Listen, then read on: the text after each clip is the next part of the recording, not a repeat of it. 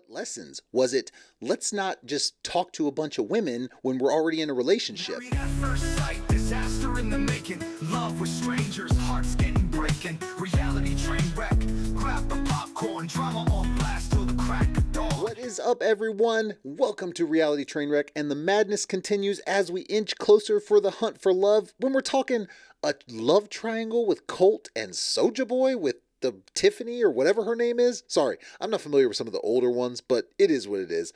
What a weird love triangle from the random dude who seems to keep getting in relationships, but everyone's like, huh?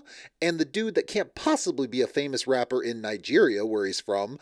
So this should be an interesting one. Of course, they're claiming it's rumors, but we'll get to that story. Also, we have an interesting Liz talking about steamy, hot love scenes with Ed, which, good Lord, if you didn't want to imagine that, then, well, sorry, it's going to be in your head. But before all that, make sure you comment, like, subscribe, hit the bell for notifications, share with your friends. I appreciate all the support. Y'all are amazing. Let's get right to it. So we got this story from In Touch, which is 90-Day Hunt for Love's Colt Johnson, who everyone knows is just an upstanding good guy, right? And Courtney, whatever, Reardans, react to Soulja Boy's love triangle rumors. I mean, come on, just look at that. Does that look like some kind of crazy love triangle that actually is going to happen? If this happens, this is strictly because they fabricated it. So they might be playing it up, but in reality, all it is one of them makes a pass at the girl and the other one ends up starting talking to the girl more, and then they play this off as a love triangle. But come on, I mean, let's be honest. Don't you think they're just throwing Colt in there to try to just be like, hey, Colt, he's been a staple on the show. Let's throw him in there. And he's kind of an odd dude that no one likes, really. So, drama? True. And of course, they're all playing coy at this point. I heard that rumor too, Courtney, 34, tells In Touch, as she laughed off the speculation. I'm sure you're laughing right to the bank as you make up those ratings by creating this drama and these rumors, which I'm sure while you're actually there, you are definitely playing it up to make it look like something like that's going on. So part production, part these actors, in a sense, who have been just on this show forever, continuing with their 15 seconds, which has turned into 15 years of fame, because they can't let it go. Because it's all about the views. It's all about recognition. When in reality, even if they get recognized out in public, I can't imagine it's the fanfare they think it's going to be, where like TMZ's following them and they're like, oh, please, pictures and everything. No one cares. No one cares. We like to watch the drama. People like to watch it implode, which is sad because it's supposed to be some sort of dating love show, but it's turned into a drama circus. So if they think they're going to get some kind of serious publicity from the show, it ain't gonna happen. You will get recognized, but probably not for great reasons. So much happened that there has never happened on reality TV before. Oh, okay, so she's going the route of it's stuff you've never seen before. Think Bachelor or Bachelorette and you've never seen a finale like this before. That's what they're going for in this one. Maybe she's right, considering the fact that it's a brand new show. So, and it's nothing more than created, or it's only created to create drama. It's basically The Bachelor meets Love Island meets crazy real world TV drama or whatever meets Big Brother or some crap like that. They basically took all the reality shows, threw them together and said, hey, I got an idea. And some of the people are like, I've been filming for like 20 years. I've been in production for 20 years. Nothing like this has ever happened before. So I think it's going to be a must watch. Of course. Now, do you really think any of them are going to come out and say, it's not a must watch? All of this has really been done, even if you're doing a mashup of multiple shows. So yeah, you might want to sit this one out. No, they're going to say, hey, drama, drama, drama, come watch. And you know what? It works. I mean, I don't just besmirch them for that, but it definitely comes off as sleazy, cheesy, and nothing more than trash TV, because that's all it is. It's all about watching people implode. None of them really work out, aside from the handful of couples here and there, and that's what's going to happen with this show. You'd be lucky to get one off this show. All this is going to be his hookup house. And then of course, Colt, I can definitely tell you that this season's going to be fantastic. Way to advertise, Colt. It's going to be fantastic. Let me just tell you, buddy, it's going to be great. There's a lot of different geometric shapes, triangles and squares, and maybe even a circle or two. Oh my God. This guy, man. Now I see why no one really likes Colt, even though I can't really place a season. I know he had some crazy, mama's boy relationship, but I didn't watch his season, so what can I say? I could see why he's annoying. Annoying as hell. Colt hinted that 90 Day Hunt for Love was the craziest thing he's ever done across all the shows he's been in. No, it couldn't possibly be the fact that he's always, or he's consistently gotten people above his pay grade, if you will, and yet consistently acts like he's just not interested from what I've seen.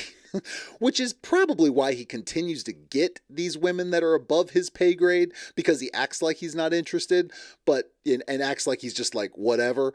Yeah, that's probably working for him, but it doesn't change the fact that you're a garbage human being, and it never works long term. So good job, Colt. Come to the reality house. And then we have this story from 90 Day Hunt for Love as well, where Tiffany, Rob, and Chantel on what they've learned from their exes. And from Rob, what's he going to learn? I mean, he had some good things to say, but, he was garbage in a lot of ways too. I don't know much about Tiffany. Chantel, I think out of all three of them, she probably got the short end of the stick with Pedro, most likely. But do you think the best thing to do is come in here to a reality show TV house and make things work that way? You think that's going to happen for you or something? Because she already went to another country and said, hey, let's just bum around Europe and find somebody. Also, not the best way to go about it. So Chantel, doing the whole rebound thing isn't probably going to find you that long-term relationship that you say you want, which I believe. And you definitely had it rough with Pedro. You did. Tiffany says that being on TV, you have to watch yourself, right? Well, I mean, I don't know. If I was on TV or, doing something like that, I don't know that I'd be watching it. It's hard enough watching myself back when I'm editing, but let alone, just watching yourself on the show, like watching it through or something. That's kind of creepy. So not sure how that will work exactly, but maybe, I guess. But she says, it's weird enough watching yourself, right? And everything I went through, I have to rewatch myself and see from an outside perspective what led me there and why did I accept this? I'm not a victim. I mean, what do you mean you had to watch it back to figure that out? I mean, you know what happened, right? Or did you watch it back and you realize that it was edited in a certain way that you had to figure all these things out? Which is what it sounds like to me. It sounds like that's more show editing because you were there. Why'd you have to learn that when you watched it back? That's weird. So I don't know anything about Ronald, so I can't. You tell me. Say in the comments. Was he a garbage person? I don't know. But either way, that's not a convincing argument she makes. Rob claims that he took away a lot of lessons from their failed marriage right after they're coming off the last resort, lessons he planned to carry with him moving forward. What lessons? Was it, let's not just talk to a bunch of women when we're already in a relationship? Now, did Sophie react in a bunch of stuff? Yes, she was like a 5-year-old. She was extremely childish. But Rob wasn't much better when it came to actually acting like an adult and a man in a relationship. He was a child trying to play the field, trying to date all these people, and guess what? It fell through because all you were doing was sexting with people on the internet. And guess what? You got caught and it made your relationship fall apart. Are you going to carry anything with that through? Are you going to be faithful? I doubt it, because you're coming into a reality show TV hookup house. Not the best way to go about it if you want to make a change. Rob goes on to say that there's also a side of it, and it's like learning about myself and learning about how I can be better and working on just like how I respond to things or realizing that everybody doesn't process things the same way.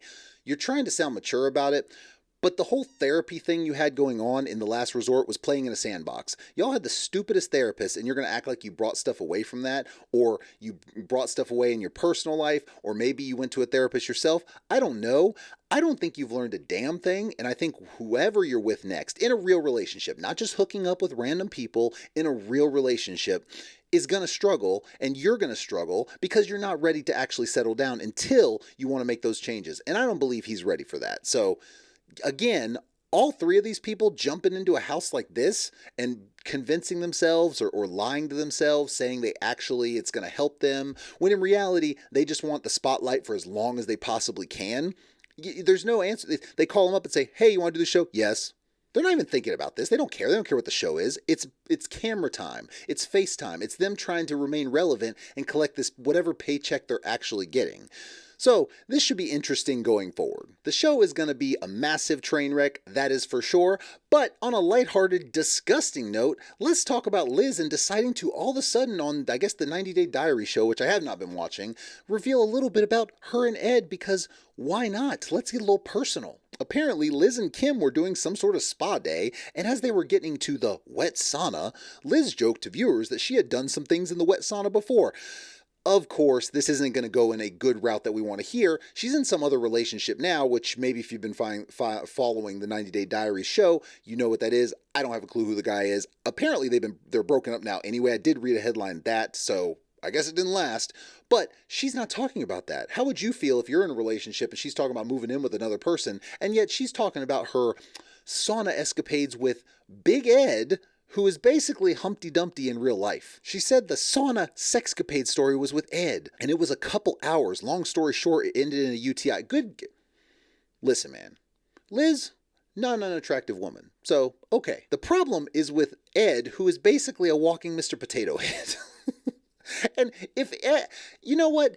It wouldn't be as easy to bash him and trash him if he wasn't so overly egotistical, if he didn't act like he wasn't God's gift to the world walking around, and then act like he has this attitude with everyone, like he can just be a crappy person to anyone he comes across because you do something he doesn't like or because you're in a relationship with him. So I don't feel bad about trashing Big Ed. Then, after bringing up that, which puts a crazy image in everyone's head, she talks about how it's the happiest she's been in years, and I don't know if it's going to work out anymore, and right now I don't even know if it's going to work out anymore. Okay, so let me ask you something. You're going to go in, you're going to talk about Ed and do all these things and say, oh, you know, it was miserable, all that. Then you're going to say you're the happiest you've been with this new guy, but you don't know if it's going to work out. Does that mean that the problem's you? I mean, we know Ed was a problem, but does that mean you are also a big part of the problem? Because why, if you're the happiest you've been with this new guy, whoever it is, you're talking about moving in with him, all this kind of stuff, why would it not work out if that's the case? I mean, maybe he did something. I don't know. But you're saying you don't know if it's going to work out, but you're the happiest you've been. If he was being some kind of philanderer or, you know, cheating on you all the time, you're probably not going to be the happiest you've ever been. So I think there's more to it than that. I think she's being some sort of, at least having a part in these relationships. She's got to work on something with herself. But one thing I don't need the imagery of that guy in some sauna sexcapades, because good Lord almighty. Ridiculous. It's just, you know what that is? That's nothing more than, again, like we always talk about for the ratings. Like, oh, did you hear about the story she's talking about? She's talking about saying all this. It's stupid, it's dumb, and it's nothing more than to try to get people to watch just to hear what she had to say about that when no one actually cares. So, interesting to say the least, and everything will continue to flow forward, I guess, because we have The Hunt for Love on Monday, so that one will air and we will follow it through and see what happens. Also, still got regular 90 Day Fiance on Sunday, and look for the other videos where we catch up on some of these stories, so make sure you turn that bell notifications on all. I definitely appreciate all of you. Thank you very much, and I will see y'all next time.